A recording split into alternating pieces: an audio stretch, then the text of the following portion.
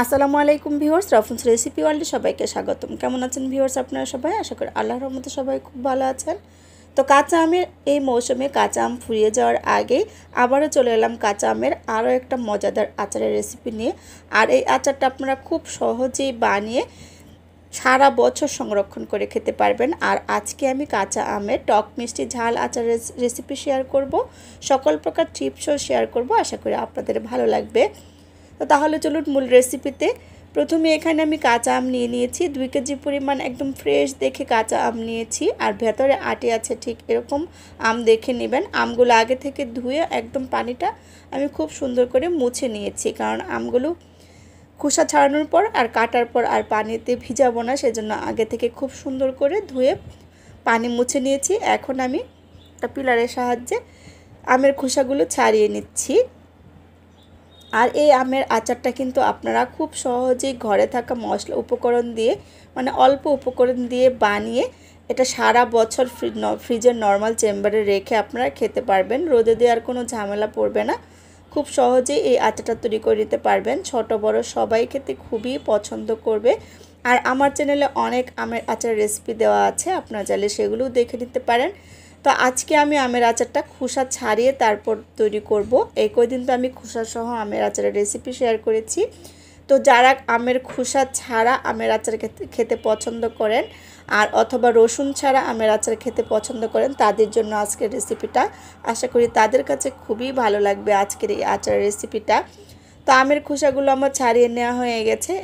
এগুলো আমি বটি দিয়ে টুকরো টুকরো করে নেব, মানে পিস পিস করে নেব। সবগুলো আমি দেখুন আমি বটি দিয়ে পিস পিস করে নিয়েছি। আপনারা আপনাদের পছন্দ মতো যেরকম চান সেরকম করে পিস করে নিতে পারেন। তো আমি আজকে একটু ছোট ছোট পিস করে নিয়েছি। আর আমগুলো ছড়ানো প্লেটে নিয়ে নিয়েছি। হলুদ আর লবণ দিয়ে মাখিয়ে এগুলো আমি ফ্যানের নিচে রেখে দিব 1 ঘন্টা, তারপর আচার বানাবো। তো লবণ আর হলুদ দিয়ে দিলাম। এখানে অল্প হলুদ আর 1 চা চামচ পরিমাণ লবণ আমি দিয়ে দিয়েছি। এখন খুব সুন্দর করে মিশিয়ে নিচ্ছি। তো আমি হাত দিয়ে খুব সুন্দর করে মিশিয়ে নেব, কারণ হাত দিয়ে খুব ভালোভাবে কিন্তু মিশিয়ে নেওয়া যায়। তো আমি খুব সুন্দর করে হাত দিয়ে মিশিয়ে নিয়েছি। আর এটা ফ্যানের নিচে রেখে দিব এখন 1 ঘন্টা। আর বাকি যেগুলো আছে সেইগুলো অন্য একটা প্লেটে নিয়ে নিয়েছি, সেগুলো আমি হলুদ আর লবণ দিয়ে খুব সুন্দর করে আমি এগুলো মাখিয়ে নিচ্ছি। তো আমার প্রত্যেকটা আচারের রেসিপি আশা করি আপনাদের ভালো লাগবে। আমি সবসময় চেষ্টা করি এক এক রকম করে শেয়ার করতে। আর আশা করি আপনারা নিরাশ হবেন না। আপনারা একবার হলো এভাবে আমার আচারের রেসিপি তৈরি করবেন আর আমাকে কমেন্টস করে জানাবেন। তো এখানে মশলা রেডি করার জন্য একটা প্যান নিয়ে নিয়েছি। একটা তেজপাতা মাঝখান থেকে ছিঁড়ে নিয়ে নিয়েছি। 1 চা চামচ পরিমাণ গোটা জিরা, 1 চা চামচ পরিমাণ মৌরি আর 1.5 চা চামচ পরিমাণের মতো পাঁচফোড়ন নিয়ে নিচ্ছি।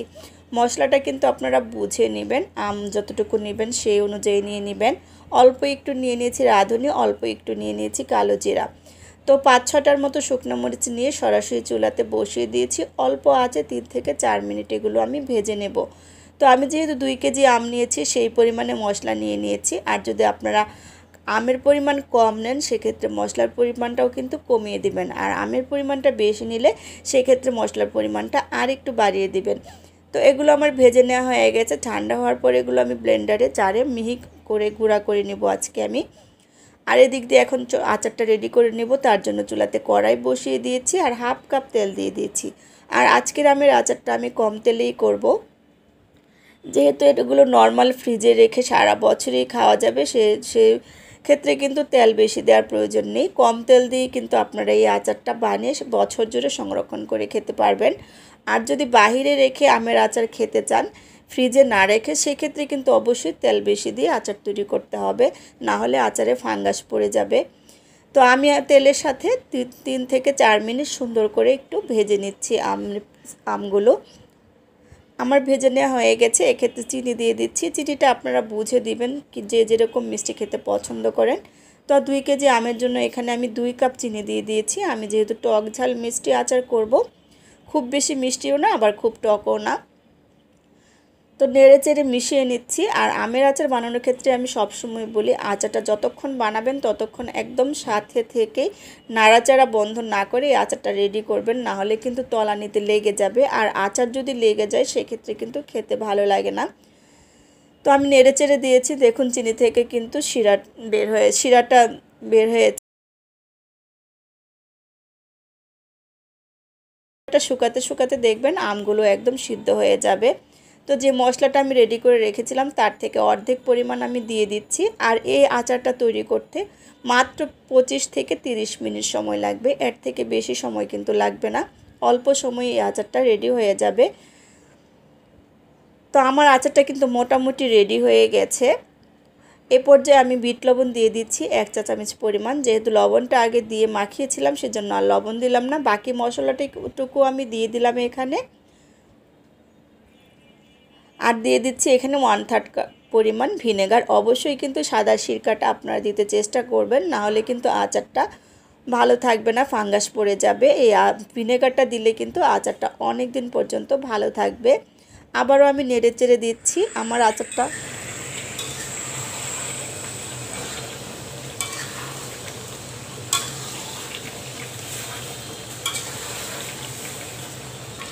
এক্ষেত্রে দেখুন আমার আচারটা কিন্তু রেডি হয়ে গেছে।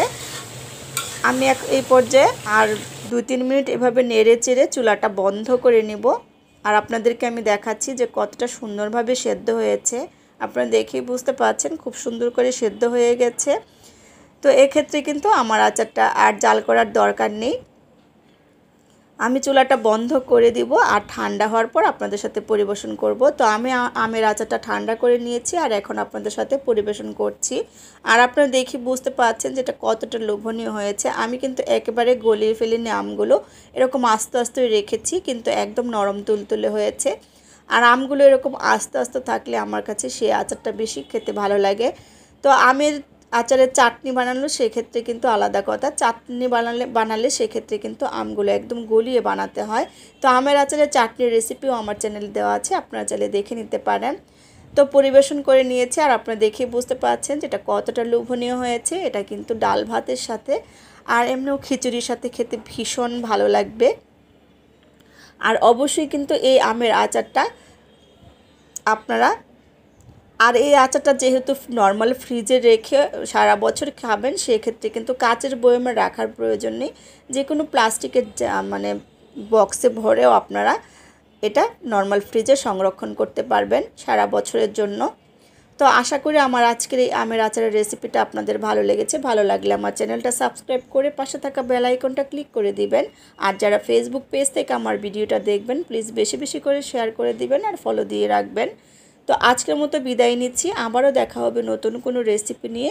সে পর্যন্ত সবাই ভালো থাকবেন, সুস্থ থাকবেন। আল্লাহ হাফেজ।